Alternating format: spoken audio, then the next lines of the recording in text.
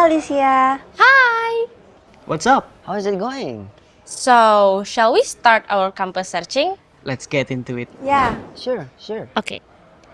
Best tourism and digital campus in Bali. I found the perfect one for you. Please stand up. But why here? Right. Standing in the heart of world tourism, PIB College was built on 15 hectares of pure green goodness. Goodbye stuffy classroom, hello fresh air.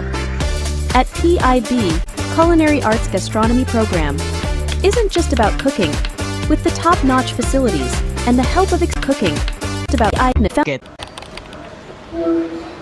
Hi Alicia.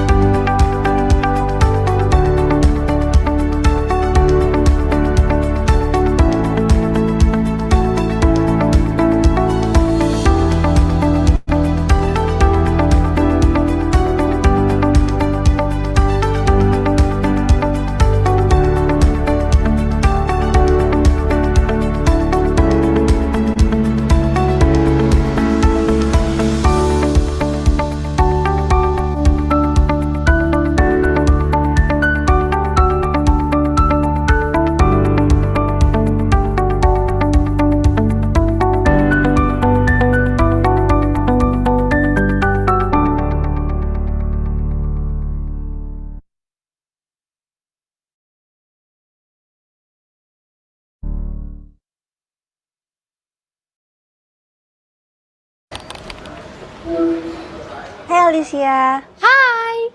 What's up? How is it going? So, shall we start our campus searching? Let's get into it. Yeah. Sure. Okay. Best tourism and digital campus in Bali. I found the perfect one for you. Please stand up. But why here? Right. Standing in the heart of world tourism, PIB College was built on 15 hectares of pure green goodness. Goodbye stuffy classroom, hello fresh air. At PIB, Culinary Arts Gastronomy Program isn't just about cooking.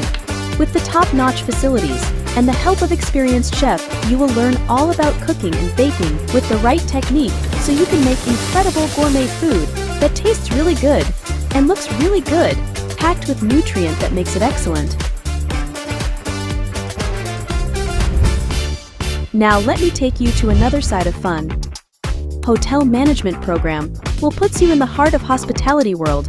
You can learn directly from 5-star hotels and industry professionals. You'll learn what it takes to make stays feel like home, make every guest like a VIP, and make sure every little thing is in their perfect state. And for you, the Experience Maker, Event Management Program. It goes beyond organizing. This is the program where you create epic moments, from brainstorming cool ideas to bringing them into reality.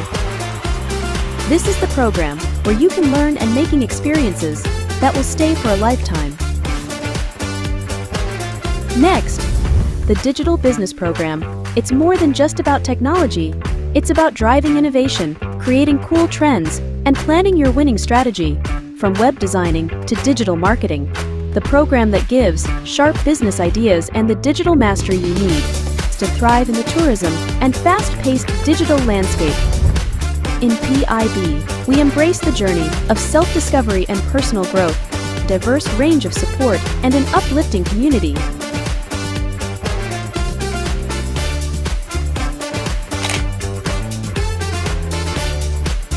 Whether you're looking to relax or get active, you'll find a place to thrive.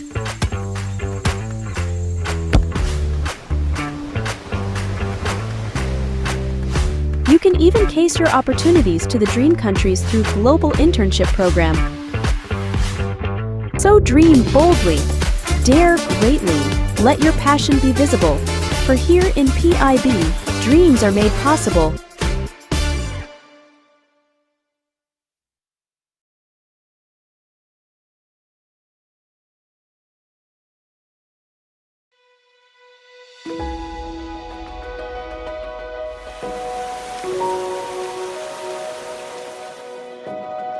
The executive management programs will be conducted in 1 year at Polytechnic International Bali and 3 years at the Purba Kempinski Bali.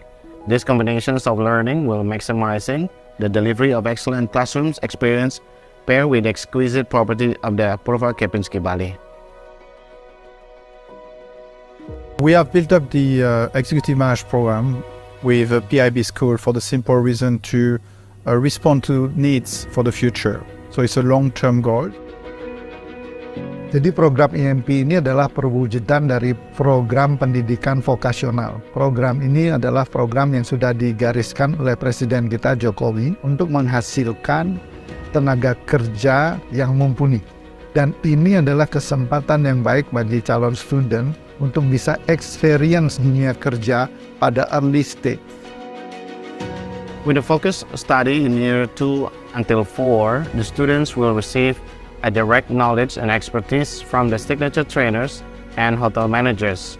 In addition, also these students will be conducting a project based as their final year assignment, on which will enhance the students' managerial, analytical, communications, and leadership skills matched with the programs of the Purba Kempinski Bali. Program ini adalah bentuk dari komitmen PIB untuk selalu berinovasi di dalam mencetak student experience maupun academic excellence yang terbaik. So the outcomes we are looking for these programs are to be able to bring new talents to the forefront and help this talent to develop on a faster track. This will bring new energy into the educational system, into the way we are going to be able to operate. These programs already exist in other destinations worldwide and are not new and have brought a lot of benefit to organizations. In the long run, this program will create a future graduates with a strong leadership and entrepreneurial skills. Furthermore, the graduates will also have a greater chance to fill strategic positions at the Purba Kempinski Bali. Most of the people who have come out of these programs have become general managers. So there is a very strong belief that we can establish the same in Indonesia. The partnership with PIB and the Purba Kempinski Bali is a strong one, and we sincerely believe that we can develop these talents.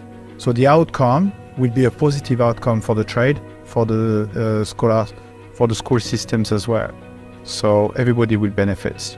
Jadi dari program IMP ini yang paling diuntungkan adalah student itu sendiri, ya. Kalian para student dan juga orang tua, ayo pelajari lebih dalam dari program ini. We're looking to have a successful first batch of these programs and industry recognitions and continue our strong commitments in delivering better quality in hospitality education, not just in Bali, but also in Indonesia. The hopes for this program is that it will continue with the years to come because it needs to. It's a long-term objectives, and it will become the new reference for the hotel trade, for the schools, and for the student as well.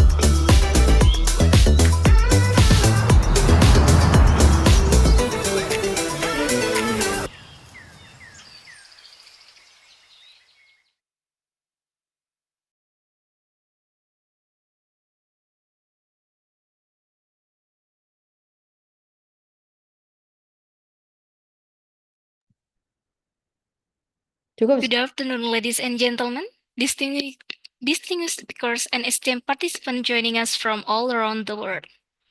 Welcome to the PIB International Webinar Series 48, organized by Polytechnic International Bali with the theme Positioning Artificial Intelligence in Tourism Industry Toward Customer Experience Optimization and Market Growth. My name is Feby, and it is a true honor to host this insightful session where we gather global perspective to explore how AI is transforming tourism through customer experience optimization and market expansion. Allow me to warmly acknowledge and extend our sincere appreciation to all our distinguished guests. Profesor Dr. Insinyur Anastasia Sulistiawati, BAE, MS, MM, MIS, DTH, PhD, DAG, as a Director of PIB College. Bapak Yudi Agusta, PhD, as the Vice Chancellor 3 of ITB's Tcom Bali. Our esteemed panel of speakers, Bapak Italo Gani, as the co-founder and managing partner Impact 2. Mr. Julian Firlan, CEO PMP, as the CEO of IMI Switzerland. Ms. Chong Yixia, Xiamen Nanyang University, China. And the last, Ms. Kelly Ho Yufeng, as the University of Wollongong, Malaysia. And our moderator for today's session, Made Heri Erika Sedana, MTA Par MSc, as the Director of Partnership and Event PIB College. We are thrilled to have each one of you with us today, and we hope this session will bring valuable insight and inspiration to all of us. Now, to officially begin our session, we would like to invite the Director of Polytechnic International Bali to deliver her welcoming remarks. Please welcome Professor Dr. Insinyur Anastasia Sulistiawati, BAA, MS, MIS, DTH, PhD, DAG. Time is your, Prof. Okay, thank you. Hi, everybody. Good afternoon. How are you? Om Swastiastu. Assalamualaikum warahmatullahi wabarakatuh. Salam sejahtera bagi kita semua. Namo Buddhaya, Rahayu.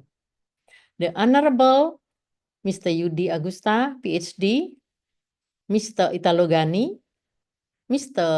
Julian Firlan, Miss Chong Sichia, Miss Kelly Hu Yufeng, Miss Erika Sedana, and all the participants to this important webinar.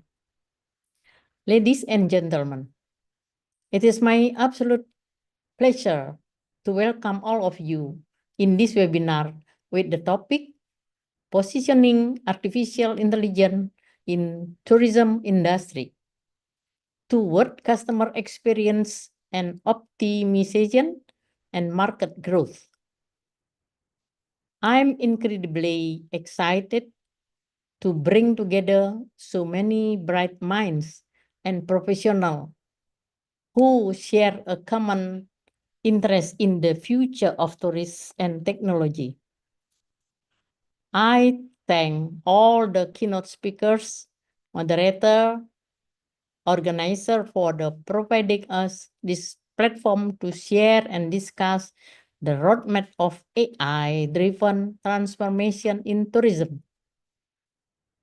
The tourism industry stands at the significant crossroad where AI is not just an innovation, but transformative force reshaping its future. From personalized travel experiences to operational efficiency and sustainable tourism practices, AI has the potential to revolutionize how we explore, experience, and manage the world of travel.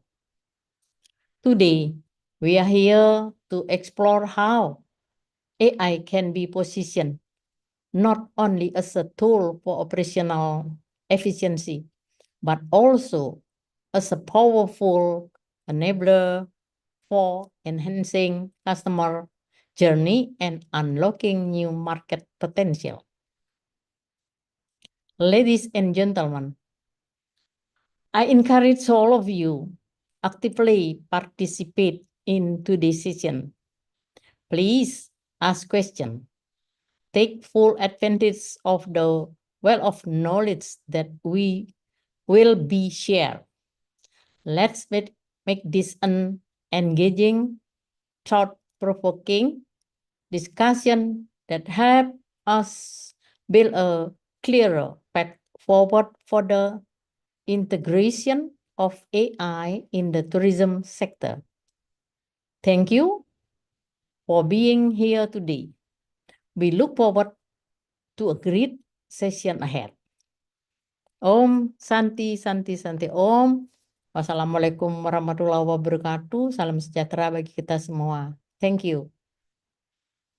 All Thank you, right. moderator. Thank you very much, Prof. Suli, for your warm and inspiring remarks. Next, we are honored to invite our keynote speaker, Bapak Yudi Agusta, PhD, as the Vice Chancellor 3 of ITB Sitkom Bali, to share his insight on the evolving role of artificial intelligence in the tourism industry. Bapak Yudi, the screen is yours. All right, thank you, Fabi. Good morning, everyone. Honorable Professor Sulis, Director of PIB College, all speakers and participants. First of all, thank you for having me in this prestigious event. Let me introduce myself first. My name is Yudi Agusta. I am currently working as Vice Rector 3 at ITB Sitkom Bali, the first ICT college in Bali Island and Eastern Indonesia. Greetings and nice to meet you all. Okay, let's start this speech with a confession, actually. I asked ChatGPT to write this opening speech for me. And you know what? It did a pretty good job. But don't worry, I promise there is still a human behind this display. For now. Right. AI isn't just changing the game. It is rewriting the rulebook in real time. In healthcare, for example, it is spotting diseases earlier than doctors. Smart assistants like Alexa and Siri are so intuitive, they probably know what we'll say before we do. Self-driving cars are here, which means traffic jams will soon be filled with very patient robots instead of honking humans. And in tourism, the future is wild.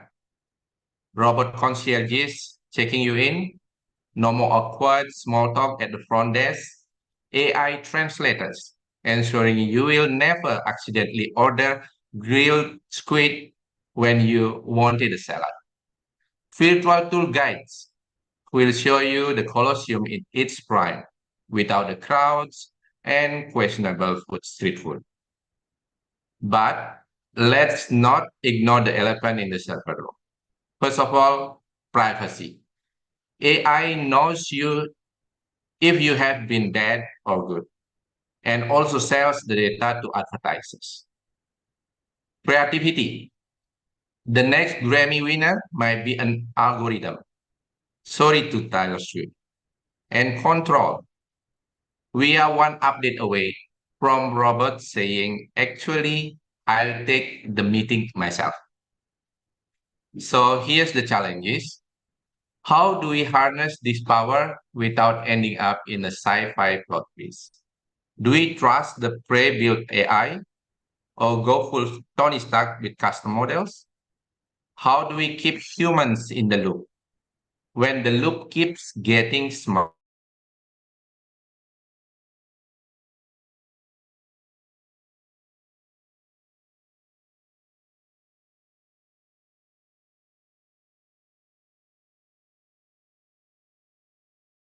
Implementation, let's take a quick trip back to where AI began.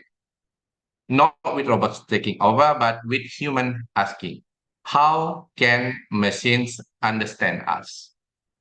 The answers are data, algorithms, and of course, a lot of copy. AI was born from needs, chatbots to talk to us, predictive analysis to foresee trends, computer vision to see, and natural language programming to decode our messy human language. Today, we have got options, pre-built APIs available for quick wins. It is like AI fast food, low-code platforms for Goldilocks zone, not too hard, not too easy. Or we can have custom models for those who like to live on the edge and have the data scientists to prove it. But here's the secret sauce: data preparation. We need to collect data. We need to clean data. We need to label data. Because garbage in means robot nonsense out. Then also comes training. We can use machine learning. Deep learning turns data into genius. But the bottom line, AI, artificial intelligence, is not magic. It is picking the right tool for the job and knowing why it works. So let's get smart about building smarter systems. Overall, the future isn't just knocking, it is kicking the door down. So let's get ahead of it, save it, and maybe keep the robots from stealing our jobs. Who's with me? Thank you for listening and enjoy the prestigious event. Thank you. Back to you.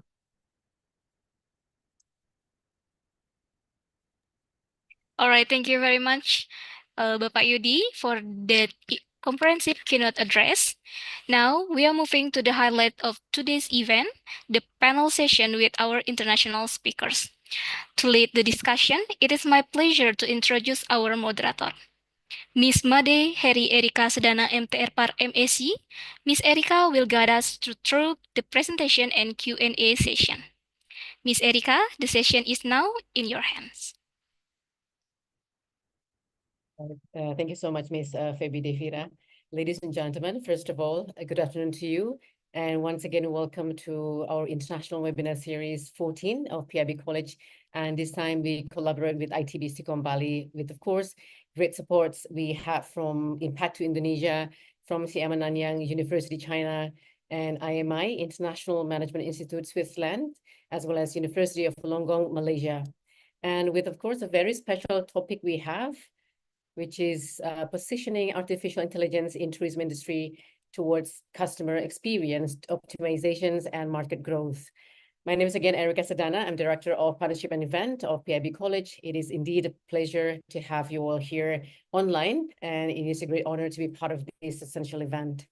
And I would like to also address our sincere appreciation to Director of PIB College joining today, the Honorable of Ibu Professor Dr. Insinyur Anastasia Sulistiawati, BA, MS, MM, MS, DTH, PhD, DAG, and Vice Chancellor 3 of ITB Stikom Bali, Bapak Yudi Agustina, PhD, and of course, Dr. Paulus Heri Arianto joining, MA CBC, Deputy Director of PIB College. And all panel speakers we have today, Bapak Italo Gani, as co-founder and managing partners of Impact to Indonesia, who is also our Board of Advisor of PIB College, Ms. Kelly Hu Mufen, lecturer in University of Wollongong, Malaysia. Mr. Julian Verlaine, CEO, PMP of IMI Switzerland, who is now, actually he's on the way to the airport, but making his time to join us. Then Ms. Chong Xia, Vice Dean of Foreign Languages and Tourism of Xiamen Nanyang University, China. And of course, once again, all participants joining our webinar today. Once again, welcome. And thank you for making your time to attend this international webinar series. Ladies and gentlemen, we initiated and started the international webinar series since December 2022 with a very simple goal, actively engaging with practitioners and academics to gain insights into tourism's best practices, current issues, and future challenges, as well as opportunities. We want to bridge also the access of gaining valuable insights, foster awareness, and catalyze discussions among tourism stakeholders. Thank you for international webinar community who joined us since our first international webinar series.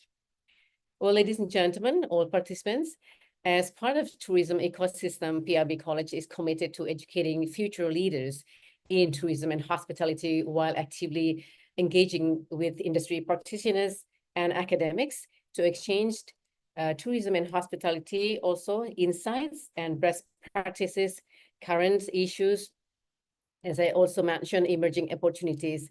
Recognizing the rapid technologies advancement in tourism sectors, PIB International Webinar Series was established as a platform to provide valuable knowledge and stimulate discussion as well.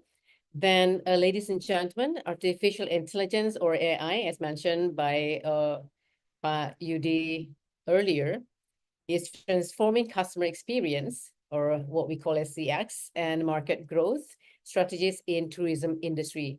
AI-driven solutions such as predictive analytics, smart recommendation, automated service delivery, and conversational AI, they are actually reshaping how tourism businesses interact with customers, personalize experiences, and drive revenue growth.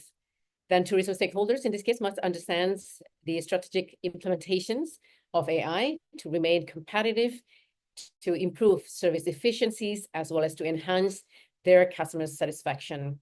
As Pak Yudi also once again mentioned, now AI is not only knocking the door, but eventually AI is kicking the door.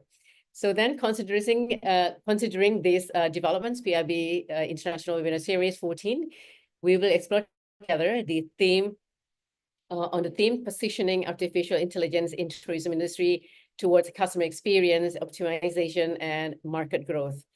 This international webinar series will provide a platform for all experts to share insights, of course, on AI roles in transforming customers' experience, as well as optimizing business performances. All right, ladies and gentlemen, all participants commencing this international webinar series today, we would love to invite our first speaker, who is also our board of advisor, Bapak Italo Gani. He's also co-founder and managing partners of Impact2 Indonesia, who will also share about overview of artificial intelligence in tourism industry. Ladies and gentlemen, join to welcome Bapak Italo Gani, our first speaker. Please, Pak Italo.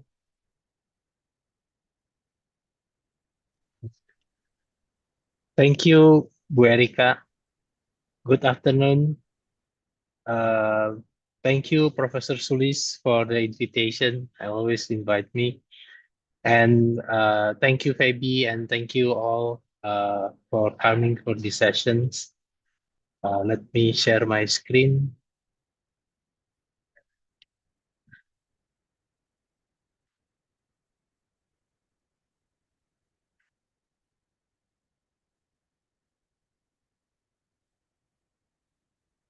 Thank you, Pak Yudi, for the keynote speaking as well. I think I will be touching a lot of discussion that you brought up today.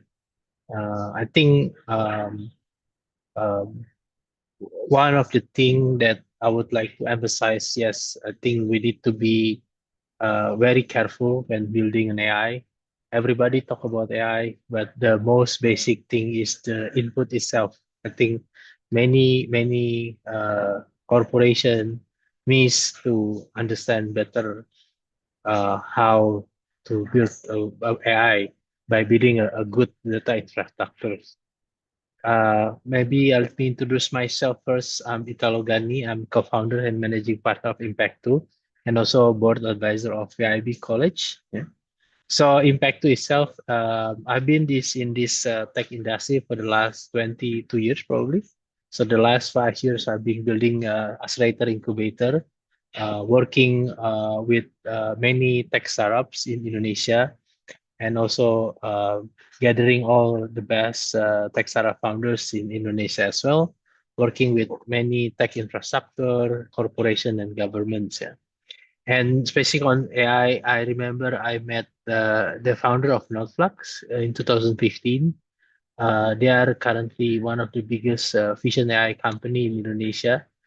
They've been building AI for the last 10 years. And also recently met NextMedis, one of the Indonesia healthcare startup. They're focusing building Gen AI on the healthcare industries. They're working with a lot of hospitals in all around Indonesia. There's no specific on tourism, but based on those experience working with this AI company from day zero. One thing, yeah, when we talk, everybody talk about AI, but one of the biggest challenge is the data challenge. Yeah, building a good data infrastructure, and also AI is an artificial intelligence. So if the data is not big enough, I don't think AI will create a big impact as well. So it's always need to many challenges that, especially on emerging markets, when we don't have enough data, we don't need AI actually. Yeah, that's why we need to be really, really smart. But when the data is so big, then the impact of the artificial intelligence uh, will be beneficial for the business impact. Yeah. So that's why something that really important is that the data infrastructure, meaning the amount of data and also how clean is the data. What is the amount of data? The amount of data actually, if all the devices, all the sensors of data not being deployed properly, meaning the data information is not enough data. Let's say we don't have data from our POS. So meaning we don't have the transaction data, and then we don't have enough data from the CRM. So I think the important thing is to have a data infrastructure first before we build a lot of things on the top. Yeah. So I see this in my experience working with a lot of startups and many uh, actually pivoting because they come back to restructure the data. Yeah, the amount of data, because intelligence can work on the top of data. Yeah. So I think beyond building the brain, that's why we need to build the body or the data infrastructure. I think on the bottom of the pyramid, you can see the clean and structured data is very essential. And for emerging markets, um, many data is not really integrated or silos. Yeah. So I think in the tourism industry, let's say the CRM, the booking system, the the pattern of the POS in the restaurant, in the pool, and everything, and also between the entities, also very important to have this data. And then after that, the data lakes is also on the top of the unified infrastructures. And then real-time and historical data also very important. And this is also because building AI. I think last session in our webinar, I was talking about investing in AI. So when you build all this, requires some capex. Yeah? That's why you want to have this AI create a business impact. Yeah, which is amount of business impact to able to create a return on investment of this investment. And then also the security protocol and permission, that's also very important. Nowadays, the government talking about ethical AI, how this data being used is also, and then on the top of everything, then we can create an effective AI. Yeah. I think one of the gap that exists is first is data silos between agency, hotel, platform. Even inside the hotel, there's so many division. There's the restaurant division, the booking division. There's all data silos. So I think it's need to be starting to be more cautious, more aware how to create more integrated data from day one on investing on the technology. Yeah. And the second one is the skill shortage as well. AI ready workforce. I think this is where PIB College role is to create more AI ready workforce that really sensitive about how to optimize the business process using AI. Yeah. I think nowadays with AI, the acceleration of even a fresh grad can understand AI, and they need to really able to create a better skill on AI. And then the cost constraint, I think that's also very important, because when you build AI, you build data, there'll be a cost of data, cost of hosting the data. That's why in the beginning, you need to create a good use case, business case between the investment and the impact itself. Yeah.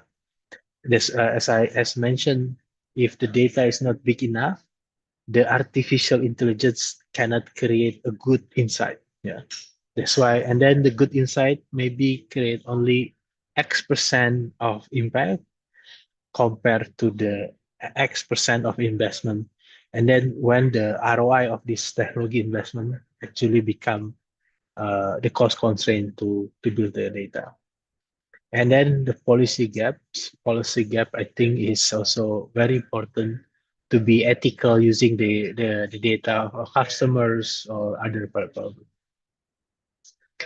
And I think to fix the foundation first, I think implement, as I mentioned, the CRM, the post traffic data, customer feedback in this one data backbone, and create data sharing consortiums. I think that will be very, very interesting if the association involved and then can become a good data point to empower the industries, and also in the association also join forces on the other than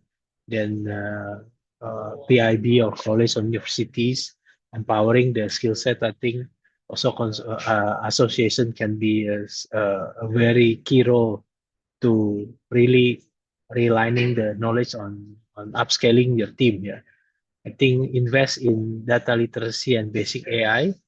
And I think with this AI, the mindset is different because I feel that everything's so easy. By the way, my presentation, I'll build this presentation using the Gamma.app, which is I can create in 1 minute. So meaning creating a presentation is easy, but the content, the one that actually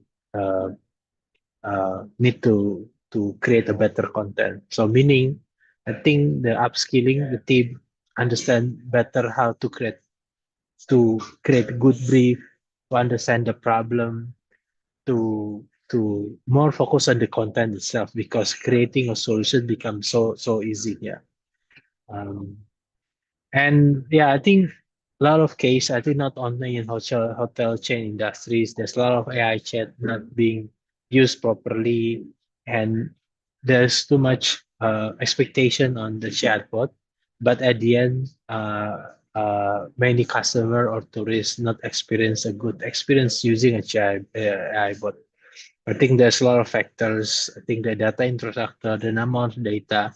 So at the back, the human, we need to, we don't want the number of tourists back to human interaction, because I think if we have a lot of customer, we cannot handle so many interaction. So we need to really empower the process of using the AI itself. Need to be gradually implement AI step by step. Don't be too aggressive, because I think everybody's still learning. All the biggest company also, not only in emerging countries, like in US also, there are a lot of companies still learning. Yeah. And yeah, I think this is the same statement that Pa Yudi said, that tough with AI, junk data. So AI is not the silver bullet. Infrastructure is the strategy. And yeah, we need to really invest in pipeline, platform, and people. And I think I can say people is the most important thing, because people is the one that drive the pipeline and the platform. I think that's all from me. Thank you, Bu Erika. Thank you so much, Pa Italo, for the comprehensive insights regarding AI and how it is exactly the industry driven by AI. So as mentioned, ladies and gentlemen, by Pa Italo earlier, that everyone's now talking about AI, but then very few of us preparing the data, which is data becoming a great challenge in the AI implementation so far. And also Pa Italo mentioning that before we build the brain here, but we actually need the body. So by means that clean and structured data is very an essential foundation in the development of AI itself. So then also one of the most important highlights addressed by Pak Italo earlier, which is the we need to fix the foundation first, which means that since it's really connected or associated with the human capital development, so then upskilling the team, which will be the most essential part here, investing in data literacy and basic AI training. So we do not outsource our data responsibility outside, for instance, so then we need to take the ownership to develop them. For instance, like the education institution is doing this part now. So then also that we don't really feed AI junk data. So that was why 3 pillars that mentioned by Italo earlier, which is very essential, would be the pipelines, platform, and people. But in this case, the most essential part between 3 pillars, which is the people itself. Thank you very much once again, Italo. So I would like to now to move on to the second speaker we have here, Ms. Kelly Hu Yufan, the lecturer in the University of Longgong, Malaysia, who will be sharing with us the enhancing customer experience through AI technologies. Please, Ms. Yufan, the time is yours now. Okay, thank you, Ms. Erica.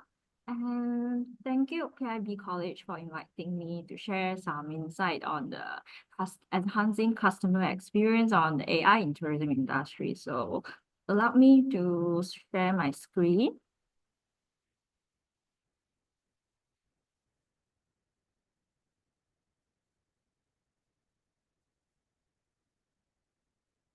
Okay, good afternoon, everyone. I'm Kelly Ho Yue-Fen from Malaysia. I'm a lecturer in School of Hospitality, Tourism and Culinary Arts in UOW Malaysia, KDU Penang University College. So today I'm going to share about the enhancing customer experience through the AI technology in the tourism industry. And before I introduce AI technology that already use or just new launch AI technology in tourism industry, I would like to share some roles in AI in tourism industry. So this AI is transforming the tourism sectors across the multiple area. It's actually used varietily around the countries and widely adopted by tourism organizations for the digital transformations. And the key application of AI in the tourism industry is actually enhancing the customer experience, streamlines the operations which bring convenience to the customers, and improve the service personalizations. And the application of the AI enables the guests enable faster and smarter decisions making and more efficient on the customer service, which bring more customer satisfactions, which improve more customer satisfactions, and better data-driven for marketing strategies. The hotels or the tourism industry or the tourism organizations can also use these AI technologies to, boost up their business, to attract more businesses to their organizations. So there are 4 key technologies in the tourism industry, which I would like to introduce today. The first one is the virtual reality and the augmented realities, which everybody would quite familiar on that. And the next one will be the virtual assistant and chatbots, and facial recognitions, and also the robotics. So I'll share some examples about the virtual realities and the augmented realities. This Marriott International, the hotel chain, okay, they launched a V-Room services and in-room virtual reality experience, which the hotels will provide them a box of the Samsung Galaxy Gear, okay, for them to transport from New York to Beijing. So for example, when you are staying in New York, the Marriott Hotel in New York, so once you wear this Samsung Galaxy Gear, and it will actually bring you to anywhere around the world. Maybe you like to explore Beijing. Okay, you just click Beijing, then they will bring you to Beijing to sightseeing, to see around Beijing, or maybe you want to go for Korea, then you can straight away press Korea, click Korea, then they will bring you around for some experience. And this is the Marriott International Hotel brings these virtual realities to the guests who stay with them. And another hotel, which is Hyatt Hotel, they use the virtual realities, okay, to actually invite the guests to remotely tour tour properties. For example, they provide these technologies for the guests to explore the rooms that they provided and check out the amenities. Okay, and they can also check or tour 360 degrees view, okay, from different properties. And also, as you can see in the photos, is actually the room views, the rooms of the hotels. And also, this is their meeting rooms. Okay, for example, the guests who would like to book their convention rooms or meeting rooms before, they would like to book, but they don't have any free times to visit the site. So they can straight away use this VR or AR to help them to, get a very quick tour before they make the reservations in this hotel. And the next one, this is very interesting. The Hilton International Hotel, okay, they have these virtual realities, okay, for the training program for their staff called Hotel Immersions. They use this VR to train their staff, okay, to operate hands-on. For example, they use VR to learn how to set up the room and checking the guests, cleaning the hotel rooms, or do any F&B service.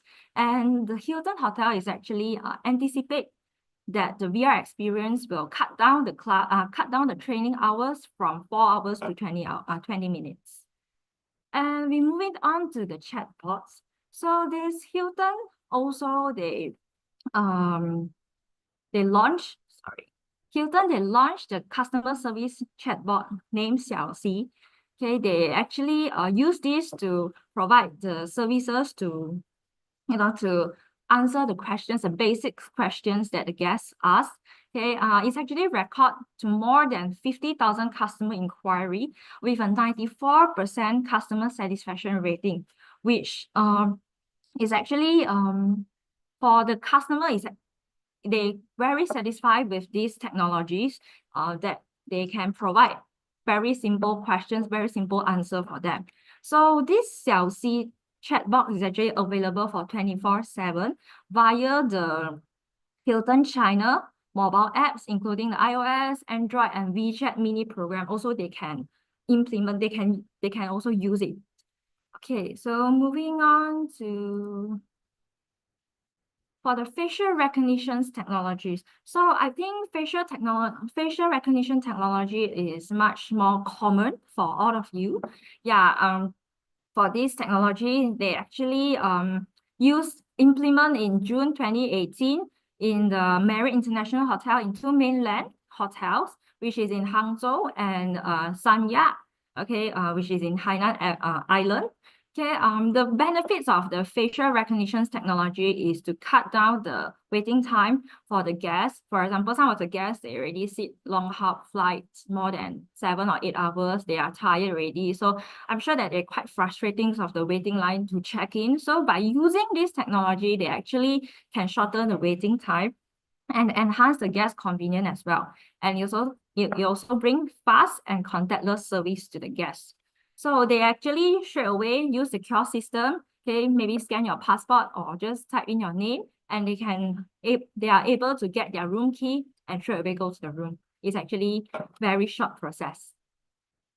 And another facial recognition technology will be in Malaysia airports. So for those people who like to travel to Malaysia, yeah, KLIA actually provide this facial recognition technology for the passengers, okay, to check in or to board to the plane. Same goes to AirAsia. AirAsia actually they are the first airline company that in Malaysia to launch these facial recognition technologies, which they can scan their face to the boarding before their boarding, and before they boarding they must check in their apps called AirAsia Move. Then after that, to the counter, scan their face, then proceed to the boarding gate and just straight away use your face to proceed to their boarding.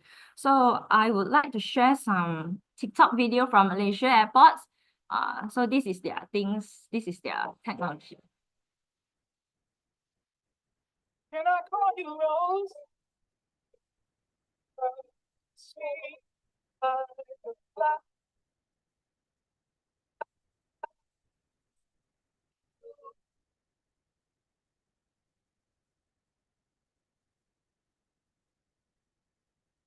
One second.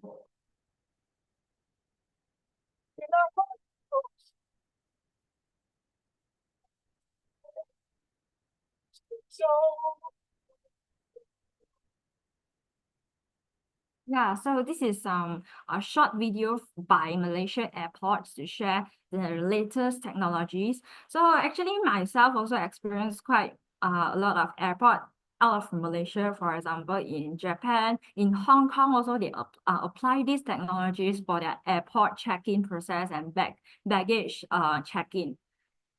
And after that, I would like to introduce about the robotics. Okay, so Hilton also actually they established these Connies, okay, the IBM Watson Power Connies for to assist the guests, okay, in front desk, as you can see in the pictures. They offer the voice-based local tips and informations. Like, for example, the guests would like to ask, where are the places that you have to visit in Malaysia? So they will straight away tell you whatever they know, okay, for this AI, and recommend the local attractions and hotel amenities as well, and support the support 24/7 guest interactions and somehow to surprise and delight the guests.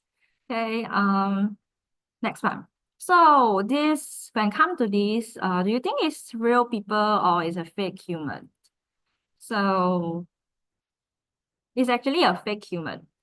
Okay, it is actually located in Hana Hotel, Japan.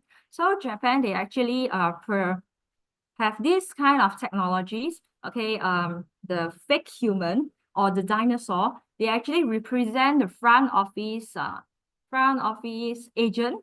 Okay, help the guests to check into their hotels. So as you can see, this is the fake human. In front of the fake human, they have these kiosk systems, and this fake human, which is the front office agent, we call that front office agent, they can only welcome the guests and checking in them and answer some basic questions from the guests. Okay, because if too complicated questions, they might not be answering well.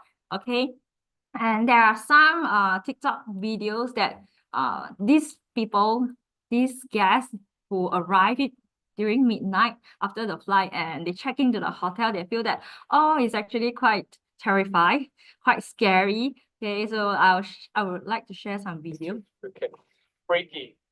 Look at this. What the hell? No way. No. Jesus. Please select your check-in method.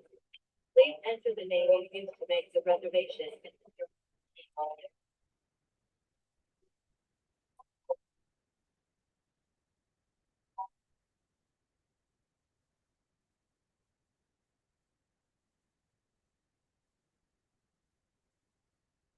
So this is the check-in process of the guests who experience this Hana Hotel, the robots front desk agents. So there are some benefits and disadvantages of using AI in the hotel and tourism industry. So the AI in hospitality and tourism industry, we have the limitations and the challenges. So as I mentioned previously, that one is more on the benefits. Now I'm going to share some limitations and the challenge ahead. So the limitation of AI in hotel and in the tourism organizations, they cannot fully replace the human intelligence and the empathy. Okay, maybe as I mentioned just now, some of the robots, they can only manage to answer some basic questions. There are some more deeper questions they couldn't, provide some accurate answers for you. Okay, this is actually one of the limitations of the AI. And the customers prefer the human interactions in complex or emotional situations. So I'm sure that most of the people, people as a customers, they would like to have this human touch or human feel. Instead of using AI to serve them, okay, they are more prefer to, face-to-face served by humans, okay, because we have these human feelings, okay. And if you are using this AI, they doesn't feel any, as mentioned here, human interaction. Totally don't have the human interactions or emotional situations. And lastly is the chatbot limited to simple keyword-based tasks. So you have to provide the chatbot the keywords only, the keywords that you desire to get the answer. If you ask them too generally, it might sound a bit weird that the AI give you the accurate answer. They will give you more general answers if you ask the questions that are not on point. Okay, and the challenge ahead in for AI in hotel and tourism industry is actually a data privacy and a security concern with the personal information use, which need to improve. Okay, in future there are more technology are using, and need for ethical policy and smart programming to protect the customer data. And AI is evolving, but human expertise remain irreplaceable. It's because the AI also invented by the human. So somehow we need human technologies, to improve this AI and only can enhance the customer experience in the hotel and tourism industry. So I'll end my session here. Thank you very much for your time, and it's a very pleasure sharing with you today. Thank you. Thank you very much indeed, Ms. Yufan, for sharing the insight on the applications of AI in tourism industry, especially hotel industry, including robotic. So allow me to hold the recap for later, because I'm going to look at the times for the presentation of our speaker, Mr. Julian Villain, as he will be having a flight. So I don't want to miss, I don't want us to miss his insights, valuable insights in these webinar sessions. So I would like now to allocate time for 10 minutes for our third speaker, Mr. Julian Villain, PMP. He's actually the CEO of IMI Switzerland. Will be sharing with us about utilizing AI for tourism market development and trends. Please, Mr. Villain, time is yours now. Hello. Good afternoon, everyone. I just met Kelly for lunch, so I'm in Penang actually, and I hope you can hear me well, because with the noise from the airport, there's some sounds. And I'm sorry that I have to maybe not join the whole conference, but I promise that in the future I will join one of your conference organized by PIB College fully and be part of the whole experience. Just leave me to share my screen.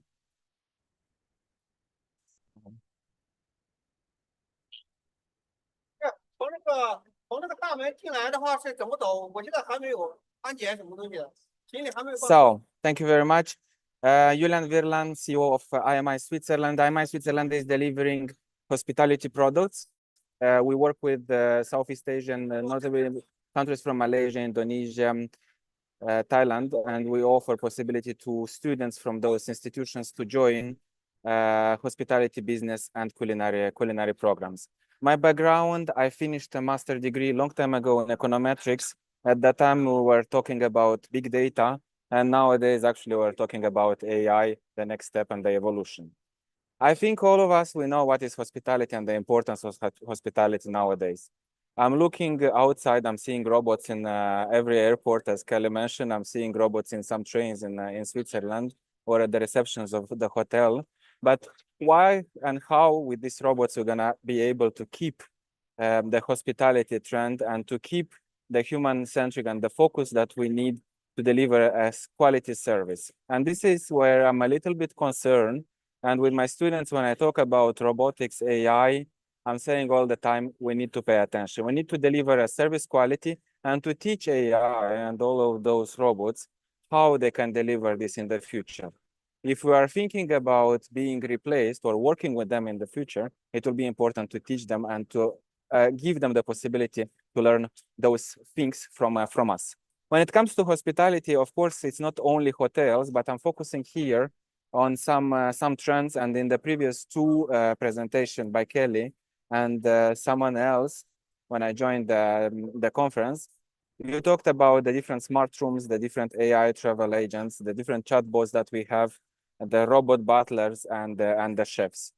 I think all these tools are created nowadays, and at some point it will be good if we can collaborate and be part of our team And when I mean our team is the different services that we deliver around hotels, restaurants, or different kiosks or cafes around the corner of the street.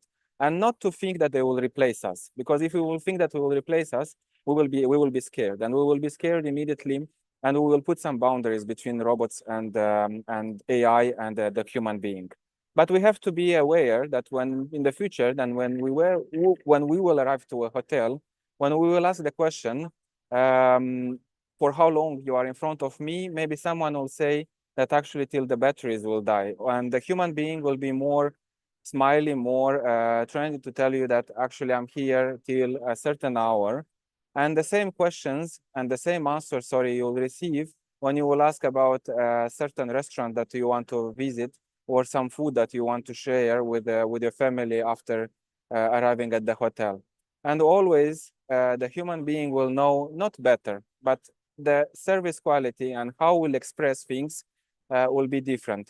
And it's the same thing that I'm linking with Kelly's video from the TikTok with the guy that arrived to the airport and was scared about the two robots.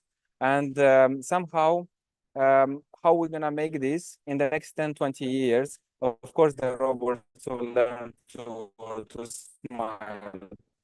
Are they gonna smile on the feelings and will feel what we are feeling?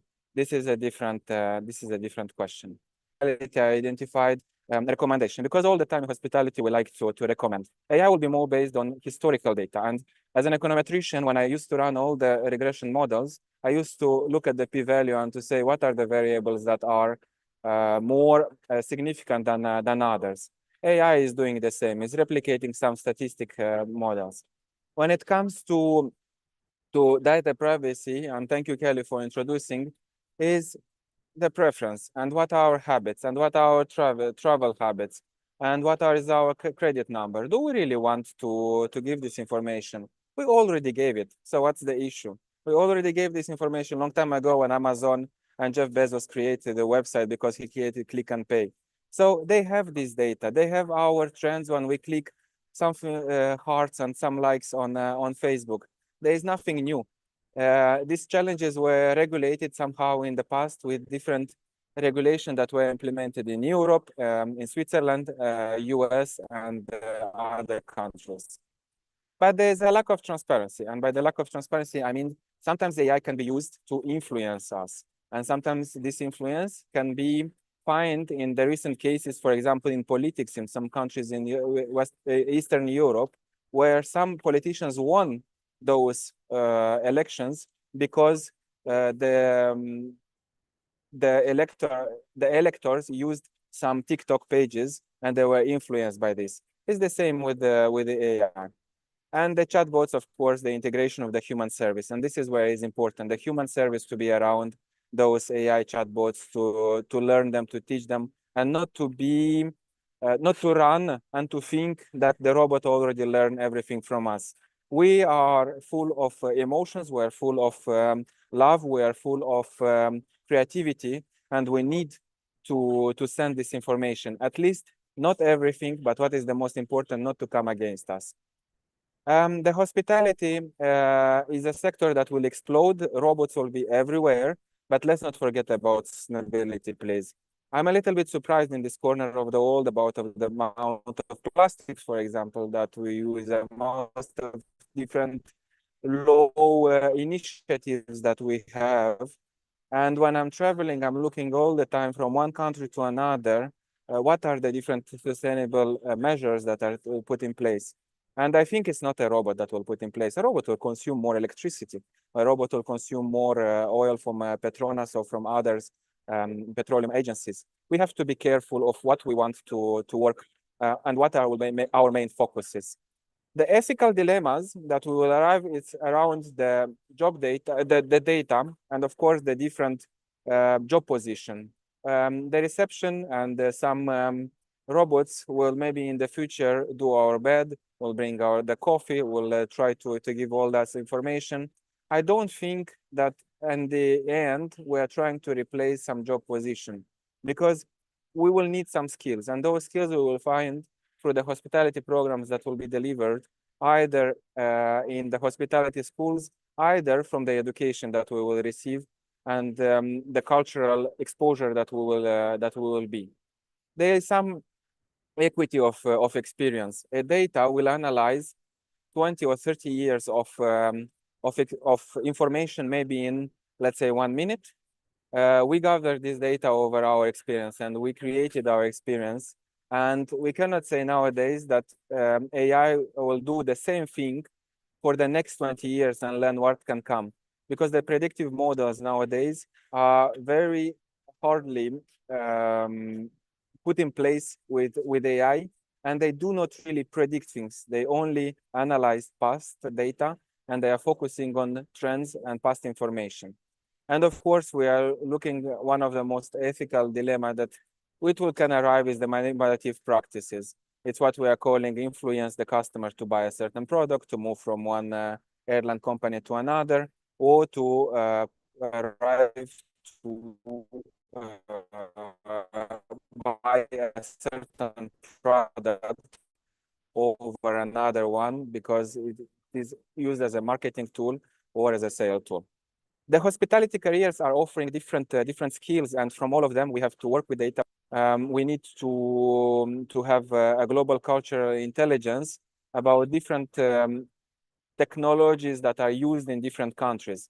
Look nowadays what is happening in US and in China. They are maintaining this battle between both countries. Europe is in the middle trying to find, but they did wrong as well because they did not put in place from the beginning and they didn't pay attention to put some small regulation around AI. And now it's becoming too bureaucratic. We need to understand what are the AI tools and robots that are used in different countries in order to as well be aware if we can import or export them in other cultures. One of the most, I would say, skill that we will need to keep and to develop for our hospitality and business programs from different institutions around the world are the emotional intelligence and to show empathy. I think it's only the human being that we can show empathy, as sometimes animals, they are showing it with us when we have a pet or when we have an action or some interaction with them. Of course, we have to take care of our bodies and to have a wellness integration in our future programs. And it's not AI that will have this influence on us. AI will help us to experiment, to innovate, and to create new tools around the marketing that we want to do, either for institutions, either for programs, or either for any product. And we will need to build some trust around. We will need to have a clear communication. We will need to put some rules around the data and to put some regulations and some boundaries. We will need to collaborate. And by collaboration, I mean is daily giving them information, by daily analyzing information, and not thinking that moving fast and arriving to a certain fast conclusion will be the right solution for the future in the collaboration between the human and the AI. To retest everything that we put in place to be sure that it's something that is strong, that we're not going to arrive into a battle that is described in some movies, and that those movies are coming actually from 1980s, but they're describing robot battles in the current years. If you want to contact me, if you want to talk more about hospitality in general, and if you want to express or you have tools that can be useful for hospitality education, please do not hesitate to contact me. You can scan the QR code, you can follow us, the IMI Switzerland page, and I'm more than happy to hear from the experiences that you have and the work that you are doing with AI in special. Thank you very much. Thank you very much, Mr. Virlan, for managing your time between your travel schedule, for sharing your insights with us today. So, ladies and gentlemen, all participants, I would like to do a little bit of recaps of the previous speakers we have prior to Mr. Villain presentation. So Ms. Yu Fan was sharing about role in artificial intelligence in tourism industry, which is indeed AI is transforming the tourism sector across multiple areas. So there was some of the example of the key AI technologies in tourism in practical, which is involving virtual reality and augmented reality here, AR and VR. So then Ms. Yu Fan also sharing about the implementations of VR in hotels and the Hilton's new virtual reality. Then also a chatbots was using also in Hilton's first AI customer service chatbot names Xiaoxi. Hopefully I pronounce it correctly. And also facial recognition technology being used in the airport in China, as well as the airport of Malaysia for the Easy Pass starting in April 2022. And then also the last example was given by Ms. Yu Fan is actually the robotics as a front desk agent, which is welcoming guests and checking them in, and also answering basic questions. There was also limitations shared and challenges ahead shared by Ms. Yu Fan, our speaker. Then I move on to the recap of the presentation of Mr. Villain. So then, of course, Mr. Villain was starting the presentation with what is exactly hospitality and what is AI within hospitality industry, which is including here in smart rooms and AI travel agents, chatbots, which is very popular, AI-powered ordering kiosks, for instance, and robots butler, as well as chefs.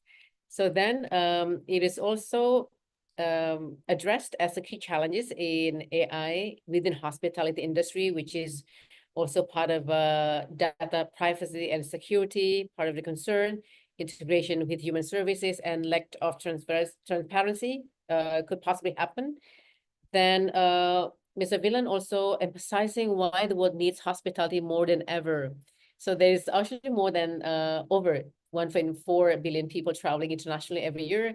Then sustainability, personalization, and experience are exactly the key hospitality leads in all three sections shared earlier. Then Mr. Villain also sharing about ethical dilemmas for AI in hospitality industry as part of the consent and data usage and job displacement. How can the hospitality industry balance automation with protecting meaningful jobs for its employees, for instance? Then it could also potentially manipulative practices and equity of experiences. Well, Mr. Villain, thank you so much for sharing the insights more about AI in hospitality industry. So ladies and gentlemen, we are now moving on to the fourth speaker we have, Mr. Chong Yixia. He is actually the Ms. Chong Yixia. He is actually the Vice Dean of Foreign Language and Tourism of Xiamen Nanyang University, China. She will share further about opportunities and future directions of AI in tourism industry. So I would like to allocate 10 minutes to Ms. Chong Yixia to deliver her presentations to us. Please, Ms. Yixia. Thank you. Thank you very much. Good afternoon, ladies and gentlemen. I'm so honored to be here. I'm going to talk about the opportunities and future directions of AI in tourism. First, I would love to introduce myself. My name is Chong Yixia. I'm from Xiamen Nanyang University. We locate in southeast part of China. So I'm from China. Welcome to China next time. In recent years, the tourism industry has witnessed remarkable transformation and largely propelled by the rapid advancements in artificial intelligence. With its ability to process vast amounts of data and mimic human intelligence, is revolutionizing how the tourism sector operates, from enhancing customer experiences to optimizing business operations. So I'm going to talk about current opportunities AI presents in tourism and explores the potential future directions of this technological integration.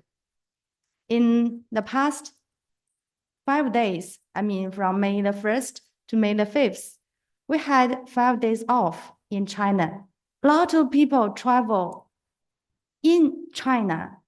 About 2.7 billion people travel from one place to another place. So it's really big market. Well, by using AI, there will be some data collected very quickly. So today I'm going to talk in 3 aspects.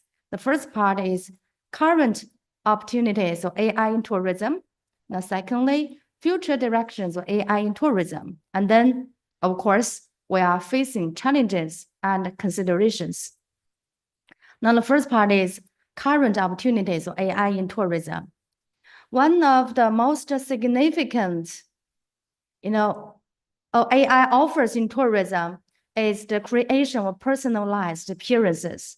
By analyzing customer historical data, including past travel destinations, booking preferences, and browsing behavior, AI algorithms can generate highly tailored travel recommendations. For example, online travel agencies use AI to suggest unique destinations, accommodations, and activities that align precisely with the traveler's interests and preferences. This not only enriches the customer experience, but also increases the likelihood of conversion and customer loyalty. Just now, the previous speaker said that for AI using, it's about privacy. So when those data, appear, people's privacy cannot be protected. AI-powered chatbots and virtual assistants have become indispensable tools in the tourism industry. These intelligent systems can provide 24/7 customer support, answering a wide range of queries related to travel bookings, itinerary changes, and destination information. They can handle multiple customer inquiries simultaneously, ensuring quick response times and efficient service. For instance, a tourist planning a trip to a foreign country, for example, Indonesia, Malaysia, or Switzerland, they can use a chatbot to get instant answers about local customs, transportation options, and tourist attractions, making the planning process much smoother. AI is also optimizing operational aspects of tourism business. In hotels, AI-driven systems can manage room inventory, pricing, and staff scheduling more effectively. Airlines to use AI to predict demand, adjust ticket prices dramatically, and optimize flight schedules. This results in cost savings, improved resource allocation, and ultimately better run businesses. For example, a hotel can use AI to analyze historical occupancy rates and market trends to set up optimal room prices, maximizing revenue while remaining competitive. So it's a good tool to improve the efficiency of hotel managing. AI enables tourism companies to conduct more targeted and effective marketing campaigns through the analysis of big data from various sources such as social media, search engines, and customer relationship management systems. Business can gain deep insights into their target markets. They can identify potential customers, understand their needs and desires, and create personalized marketing messages. For example, a travel brand can use AI to target specific customer segments with tailored promotions based on their travel interests and purchase history, leading to higher conversion marketing efforts. Actually, now in China, people would like to use DeepSeek. It's quite popular in China.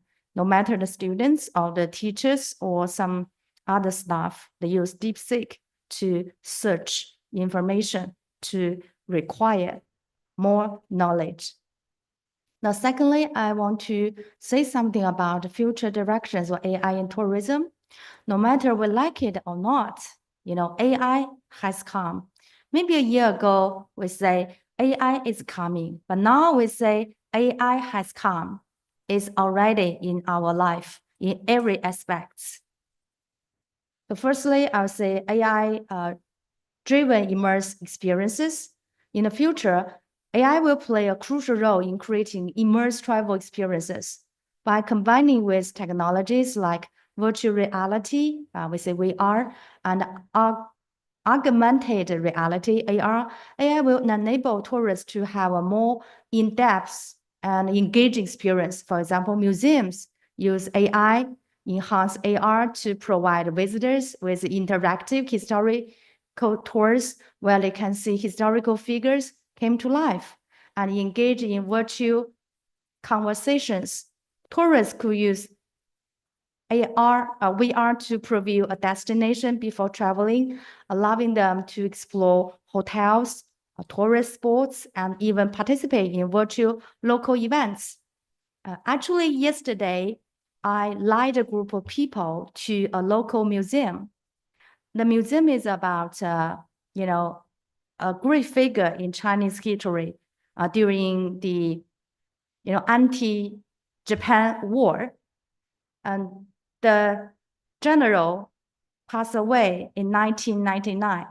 But by using AI, the visitors were able to have a conversation with the big figure. And then there's the integration with the Internet of Things. The Internet of AI with IoT will lead to the development of smart tourism ecosystems. IoT devices such as sensors in hotels. Just now I noticed that, right? We use sensors in hotels, tourist attractions, and transportation systems can collect real-time data. AI can then analyze this data to improve services and experiences. For example, in a smart hotel, AI can use data from IoT, enable the devices to adjust room temperature, lighting, and entertainment systems according to guest preferences. In a tourist attraction, AI analyzed IoT data can help manage crowd flow, ensuring a more comfortable and safe visit for everyone. Just now I mentioned from May the 1st to May the 5th, we had 5 days off. People in China traveled from one province to another province. In the tourist attraction, we have this data display. We know that now it's very crowded, so people, they tend to go to another place. So thanks to the AI, the work becomes more efficient. This sustainable tourism, AI can contribute significantly to sustainable tourism practices by analyzing data on energy consumption, waste management, and transportation patterns. AI can help tourism businesses and destinations identify areas for improvement. For example, AI can optimize transportation routes for tour buses to reduce fuel consumption and emissions. It can also help hotels manage their energy usage more efficiently, such as by automatically adjusting heating and cooling systems based on occupancy. Actually, it's already very common in China. We use those AI to help the hotel as well as the customers to have a better, feeling of staying in the hotels. Autonomous tourist services. The future may see the rise of autonomous tourism services. AI-powered robots could serve as tour guides, providing information and assistance to tourists in multiple languages, no matter Chinese, Japanese, and French, Spanish. Autonomous vehicles such as self-driving shuttles and cars could be used for transportation within tourist areas, reducing the need for human drivers and potentially improving safety and efficiency. For example, in a large theme park, self-driving shuttles could transport visitors between different attractions, eliminating the need for long waits for traditional buses. Last, I want to talk about challenges and considerations. It seems that AI makes life easier, comfortable, and convenient. But at the same time, we face challenges and considerations. While the opportunities and future directions of AI in tourism are promising, there are also challenges to be addressed. Data privacy and security are major concerns, as AI systems rely on large amounts of personal data. Ensuring the protection of this data from breaches and misuse is essential. Additionally, the potential displacement of human jobs due to automation needs to be managed carefully. There's a need to strike a balance between technological advancements and maintaining the human touch in tourism, which often plays a crucial role in creating memorable travel experiences. At last, in conclusion, AI presents a plethora of opportunities for the tourism industry, from enhancing customer experiences and operational efficiency to driving innovation. As we look to the future, the continued integration of AI with other emerging technologies holds the potential to reshape the tourism landscape in exciting and unforeseen ways. However, it is essential that the industry addresses the associated challenges to fully realize the benefits of AI in tourism. So it's like one coin has two sides. One is good, the other is not that good. It depends on the people. It depends on us, how we use AI. Sometimes I'm afraid that I will lose my job. In the future, the students are able to use AI to learn themselves. So they do not need teachers. So I'm a bit anxious, actually. So thank you very much. Thank you all. Wish you have a good day. Thanks. Thank you very much, Ms. Isia. So what a very much wider content that we have here regarding AIs from Ms. Isia. Thank you for sharing that. So ladies and gentlemen, all participants, Ms. Isia was sharing with us at the beginning was the significant benefits of AI towards the tourism industry, for instance, like the personalizations of customer experiences and enhancing customer services.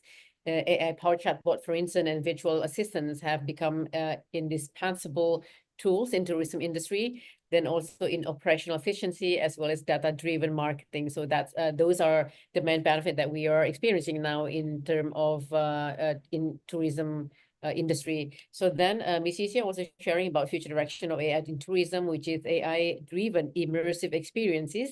So what to expect in the future, AI will play a very critical or crucial roles in creating immersive travel experience to tourists.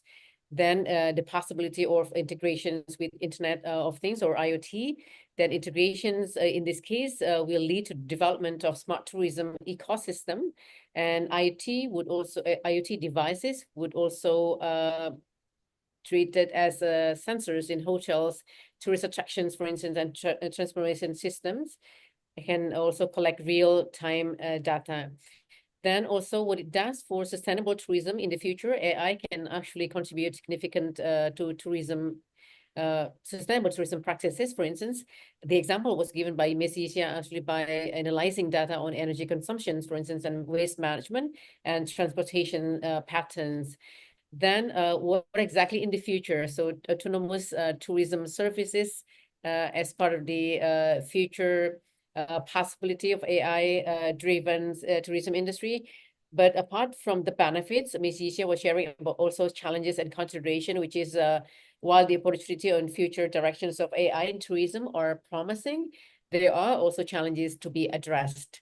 So as mentioned, as like a coins having a two-sided, so that's part of the reminder from Ms. Yixia regarding AI. In conclusion, speaker Ms. Yixia sharing that AI presents a plethora of opportunities for tourism industry, from enhancing customers' experiences and operational efficiency to driving innovations.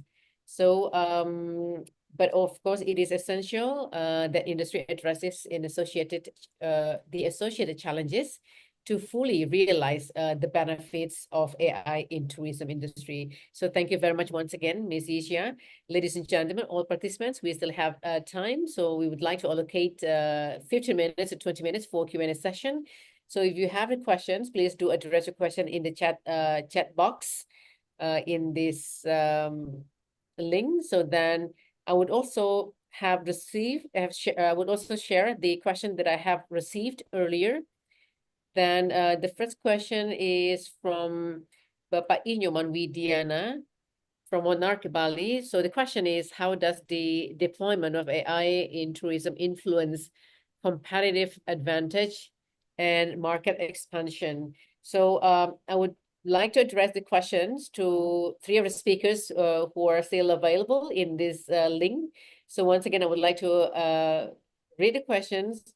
So perhaps that I would invite Ms. Yu Fan to share feedback on the question, how does the deployment of AI in tourism influence competitive advantage and market expansion? Please, Ms. Yu Fan. Sorry, can you repeat the question again? Yeah, so I would like to share the question, how does the deployment of AI in tourism influence competitive advantage and market expansion? Okay. Actually, nowadays, everybody are using AI. If your organizations, like for example, I'm going to establish my own company.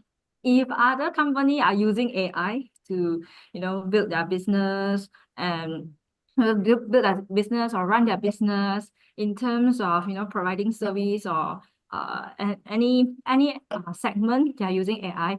But only me not using AI to run my business. I feel left over. I will feel that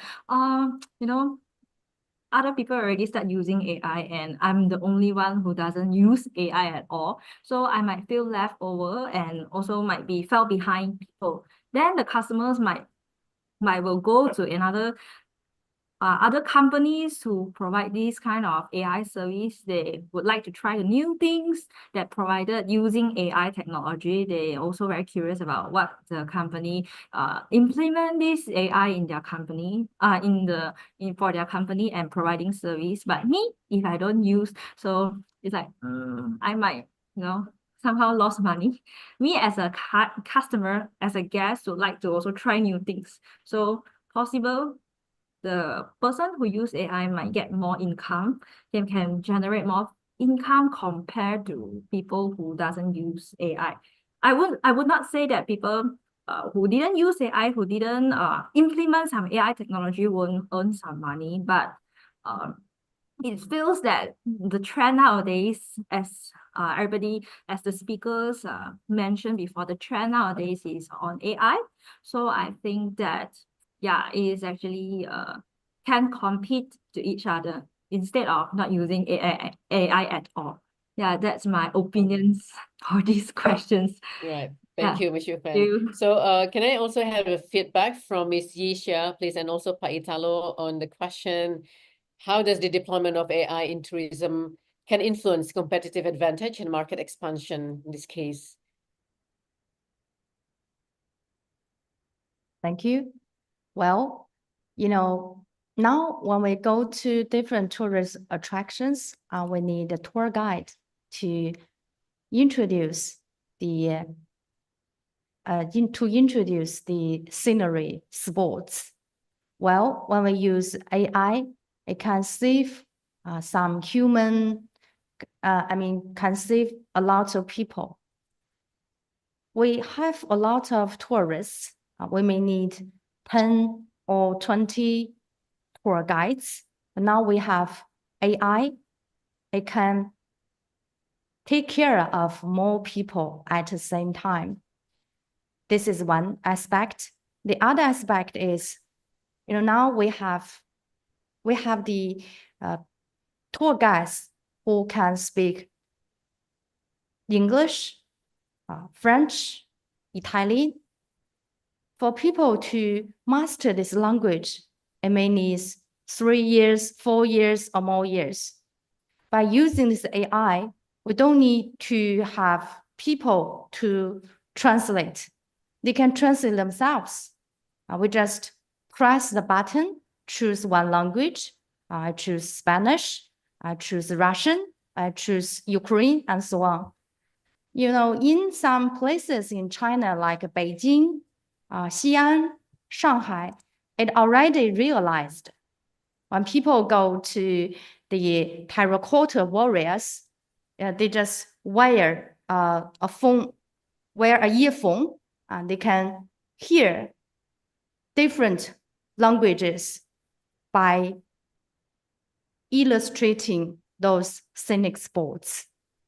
So in all, it saves a lot of time, saves money, saves energy. But AI cannot replace people in another aspect.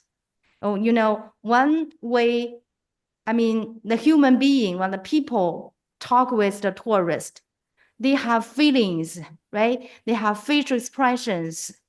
They can have more interactions with the people around. This is AI cannot replace. So the best way is combine, it's like they work together to make the tourist have a better feeling of visiting places like Tiananmen Square, this Palace Museum in Beijing, or Terracotta Warriors in Xi'an, Shanxi Province. It's in the southwest part of China. Okay. So that's my answer. Thank you. Right, thank you so much, Ms. Isha. So may I have also feedback from Pak Italo Gani, please? The question is, how does the deployment of AI in tourism can influence competitive advantage and market expansion, perhaps market expansions in this case, Pak Italo? I think when this generative AI or AI actually able to create a good personalization experience for the customers, I think one of the key activities that the tourism do is like having a repeat customer. Yeah? And I think nowadays each customer has different preference. So from the food, from the tourist attractions, and I experienced that if you want to have people repeat or retention, you should create a good experience for everybody. And I think tourism is about experience. Everybody has I have a different preference, yeah, to have a data, to able to collect this data, the CRF data. I think you can create a better experience and also understand what is their path of holidays, when they do the holidays, yeah. Pak Fernando is here from Santika Group. He knows better, handling all hundreds of Santika all around Asia. I think one thing that really need to emphasize is creating a more personalized experience for the tourists, yeah, and then they will come back because they feel that we serve a good experience for them, yeah. Right. Thank you so much, Pak Italo. So I would like to also say hi to Pak Fernando, who is joining. So then, Pak Italo, then another question actually could be addressed to you. So how does small or local tourism business can adopt AI in their business? So we're talking about small and medium local tourism business can easily adopt AI in this business. Would you mind to share your view, Pak Italo? Yeah, I think AI can start from everywhere, yeah. From sending email, from everything, yeah. I think and there is so many AI tools in the market available, from creating a slide, creating a in advertising, creating a media. So I think for a small companies, you can really streamline your business process. Yeah. And I think AI is a habit, it's a new habit. And I think you can expand the number of artificial workforce by having an AI. So you don't need to hire people. You can become a big company with a smaller team. Yeah. So I think one is you need to have a team that have a skill on AI, top skill on AI, and understand how to leverage. And there's so many information, there's so many tools available, and that you need to try. You need to try. I don't know specifically what kind of industry you are now, but I think I believe if you're not using AI, maybe the next couple of years your company not exist anymore. Yeah.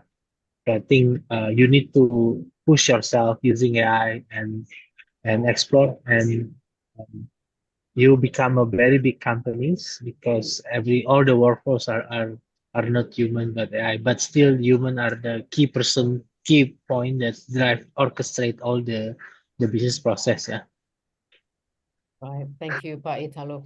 Actually, we have some question, but we have covered the key challenges faced by tourism industry regarding adopting AI. And then we have also covered the deployment is there and the function of AI to promote destination tourism.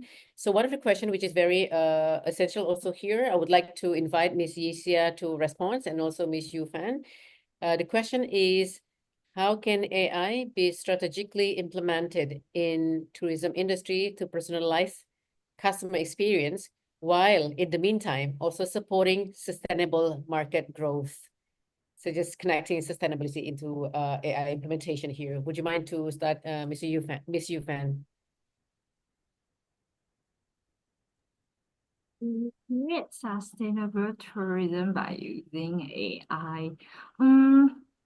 Because nowadays people are trying to use AI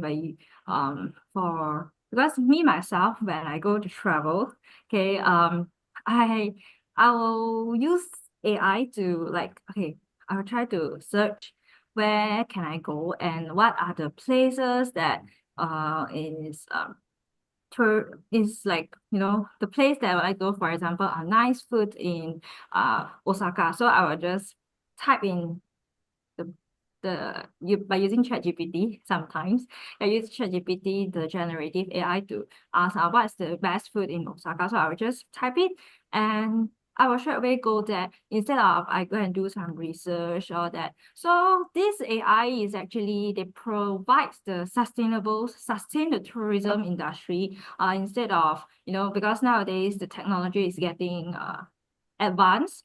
Instead of last time, maybe my mom's generations, they have to do some Google search or some research or any television programs or that.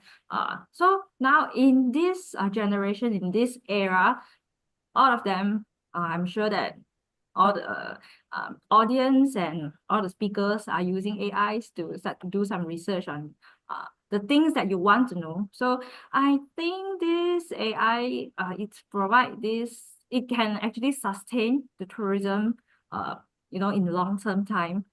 Maybe they have more advanced technology in future. I don't know. Maybe there are some expertise will invent more better AI next time. Yeah, to sustain the tourism industry. So maybe everybody might using this, to start to travel. Even the airline company, the air tickets also, they might use this AI to, do their business, all that. So that's my opinion. Thank you. Thank you, Ms. Yu Fan. So a same question addressed to Ms. Yixia on how can AI be strategically implemented in tourism industry to personalize customer experience, while also at the same time, we need to also support sustainable market growth in this case. Please, Ms. Yixia. Well, when we want to have a better feeling of traveling in a certain place, we need good services. And according to, by using AI, we are able to predict some status, meaning how the tourist attraction is. And before we go there, we already have those data. So this is one part. And the other part is we have more tailored services. Like I want to use another language. I have some friends from other countries. I cannot be their tour guides. By using AI, we are able to communicate freely. We are able to visit every scenic spot in China. We have those language background. By keep the sustainable tour, meaning keep the sustainable tourism. I mean, the question is about sustainable tourism or? Yes, actually in connection with sustainable tourism. Oh, okay. You know, tourism is one of the best ways to pulse the economic growth. Take China, for example. China has a very large population. We have different holidays. In October, we have 7 days off, and people just travel either abroad or just inside China. It can, create a lot of benefits. When people travel, they need to check in a hotel. Before they go to the hotel, they search for information on internet and they they book rooms on certain apps.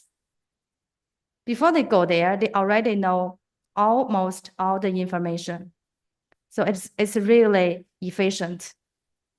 This is one holiday. The other holiday is this May Day holiday. Every year, there will be 5 days off. People just travel. We have high-speed trains. On the high-speed trains, we are able to book meals.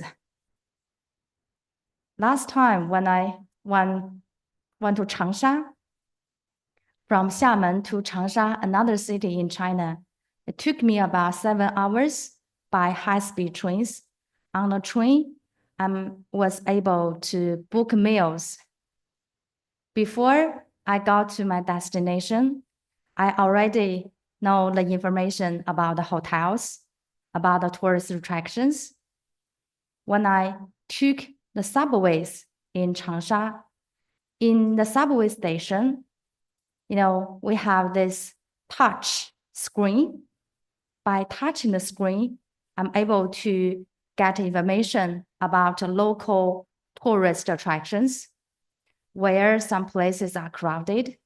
It's not advised to go there. And some places, they open from 9 a.m. to 9 p.m. And they will also tell you the transportation status is very crowded, and I was advised to take subways. Or we have another app that we call it Didi. It's like Uber in other countries. Now there are more cars on the way, or there are few cars on the way. So it makes life become more comfortable, more convenient. People just travel from one place to another place. We do, we do sightseeing. We go to hotels. We go to tourist attractions. We buy local souvenirs. All those things just, help the national economy. To help the whole country have good benefits. So it balances the life and the tourism. Thanks. That's my opinion. Right. Thank you, Ms. Xia. Can I direct one last question to Pak Italo Gani, please, before I invite all speakers for the last short closing statement? So, Pak Italo, last question will be regarding AI and robotics, which assist human doing hospitality services as they don't really have emotion. So, what is the best way to mitigate visitors' complaint if there's complaint occurs, for instance, with the hospitality services? Oh, I think it's really still very early, for using robotics in the hospitality process. I think more in the back end process, like in the kitchen and so on. But facing the customers is something that maybe for very affordable hotel to minimize the workforce. I think in Singapore, some of the hotels using robot to deliver food in the room, yeah. But yeah, I think if you are expect affordable economic, meaning you cannot afford the hospitality and so on, yeah. So I think yeah, but we never know. I mean, 10 years now, the technology is crazy evolving, and yeah, there's more human AI in the next near future. Yeah. Right. So thank you so much, Pak Italo, for the response to the question. So before I hand over this one to MC, may I have one last short closing statement from all speakers, including Pak Yudi Agusta. Can I start with Miss Yufan, please? Would you mind to share your last short closing statement? Actually, thank you very much for inviting me to share some insight about AI. I'm not really expert on AI as I'm not from background of engineering, but I do some research and some travel experience that I experienced before by using AI in other countries. So I try to share to everybody. Hope everybody learn something from my site.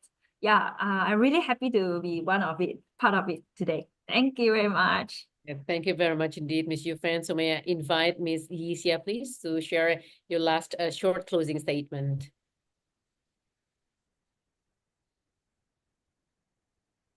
AI is a good tool. It makes our life more comfortable and convenient. No matter we like it or not, AI has come. We are ready to embrace AI, but AI will not replace human being. Thanks. Right. Thank you so much, Ms. Yisia. So may I invite Bapak Italo Gani, please? Yeah, I think for the last 3-4 session of webinar, we've been talking a lot on AI. I think everybody agree in AI. I think it's good that we keep pushing PIB College to talk on AI. I think the awareness of AI, this discussion is really good, especially maybe Miss Xingxia in China, because China is the country that has been deploying AI quite significantly, yeah? And good for us to learn from China. Yeah. Thank you, everybody. Thank you so much, Pak Italo, for your support along with the whole webinar series we have. Then may I also have the last short closing statement from Pak Yudi Agusta, please, Pak Yudi. Thank you, Marika. So my closing statement is that because the naming of this entity is artificial intelligence, right? It is intelligent actually, which is artificially formed. If we consider that we have intelligence to do things in the world, then it can become part of artificial intelligence. But that one is how we form that.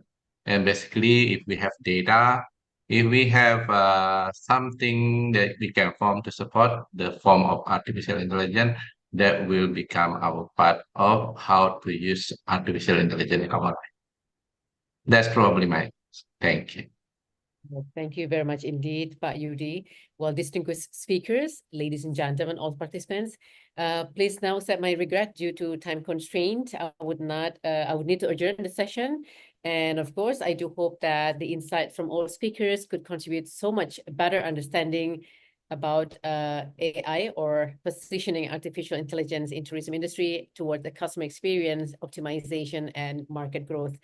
Once again, thank you very much indeed for joining us, ladies and gentlemen. Thank you, all speakers, Pak Italo Gani, co-founder and managing partners of Impact2 Indonesia, who is also our board of director of PIB College, and Ms. Kelly Ho Yu Fan, lecturer in University of Longgong, Malaysia, and of course, Mr. Julian Virlan, CEO of IMI Switzerland, Ms. Chong Yizia, the Vice Dean of Foreign Languages and Tourism, Xiamen Nanyang University, China. And of course, thank you indeed for our director of PIB College, the Honorable Ibu Professor Dr. Insinyur Anastasia Sulistiawati, BA, MS, MM, MS, DTH, PhD, and also Vice Chancellor of ITB Stikom Bali. Thank you, Pak Yudi Agusta, PhD, for joining us. And thank you indeed for Dr. Paulus Heri Arianto, MACBC, Deputy Director of PIB College. So once again, my name is Erica Sedana. It is indeed an honor to be host of this webinar session. And let's now get back to our MC, Ms. Feby Devira. All right, thank you, Ms. Erica, and our outstanding speakers for a highly insightful and engaging session. On behalf of PIB College, we would like to express our heartfelt gratitude to all of the speakers, moderators, and participants who join us today from across the globe. We are honored to present certificate of appreciation to all of our distinguished speakers for their talent and inspiring contribution. The certificate is present to Bapak Yudi Agusta PhD, Bapak Italo Gani, Mr. Julian Virlan, Ms. Chong Yizia, and the last Ms. Kelly Ho Yu Fan. Your presence truly made this event memorable. Thank you once again. Before we end today's session, we'd love to capture this moment together. Kindly turn on your camera and join us for a group photo. All right, let me guide you. We have 3 screens. And the first, all right, keep smile. 1, 2, 3. All right, the second screen. 1, 2, 3. All right, the last screen. 1, 2, 3. All right, thank you so much. May the knowledge shared today inspire innovation and transformation in your respective fields. Please don't forget to fill out the attendance link to claim your certificate and stay connected with us for the next webinar series. Please follow us on our social media, Instagram and TikTok at PIB_college, YouTube and Facebook at PIB College. And also, we would like to invite you to visit our campus at Pantai Nyanyi Street, Braban, Kediri, Tabanan, Bali. We look forward to seeing you again in the next international webinar series. I wish you stay safe, stay inspired, and have a wonderful day ahead. I am Feby Devira. Thank you and goodbye. Thank you, Ms. Feby. Thank you, everyone. Prof. Suli. Pak Thank Italo, you, thank Marika. you. Ms. Yizia, thank you, Ms. Yufan. Pak Fernando, thank you. Pak Yudi, thank you.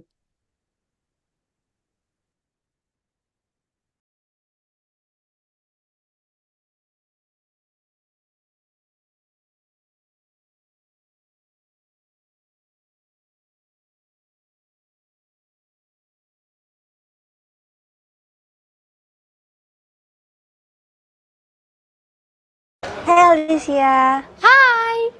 What's up? How is it going? So, shall we start our campus searching? Let's get into it. Yeah. Sure. Okay. Best tourism and digital campus in Bali. I found the perfect one for you. Please stand up. But why here? Right. Standing in the heart of world tourism, PIB College was built on 15 hectares of pure green goodness. Goodbye stuffy classroom, hello fresh air. At PIB, Culinary Arts Gastronomy program isn't just about cooking. With the top-notch facilities, and the help of experienced chef, you will learn all about cooking and baking with the right technique so you can make incredible gourmet food that tastes really good and looks really good, packed with nutrient that makes it excellent. Now let me take you to another side of fun. Hotel Management Program will put you in the heart of hospitality world. You can learn directly from 5-star hotels and industry professionals. You'll learn what it takes to make stays feel like home, make every guest like a VIP, and make sure every little thing is in their perfect state. And for you, the experience maker, Event Management Program. It goes beyond organizing.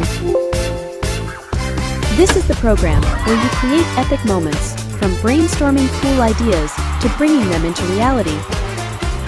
This is the program where you can learn and making experiences that will stay for a lifetime. Next, the Digital Business Program.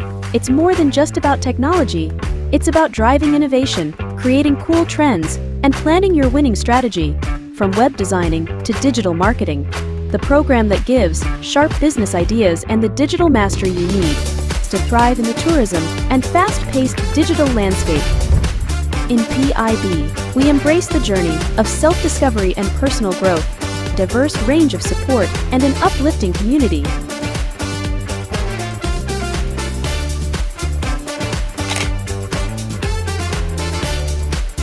Whether you're looking to relax or get active, you'll find a place to thrive.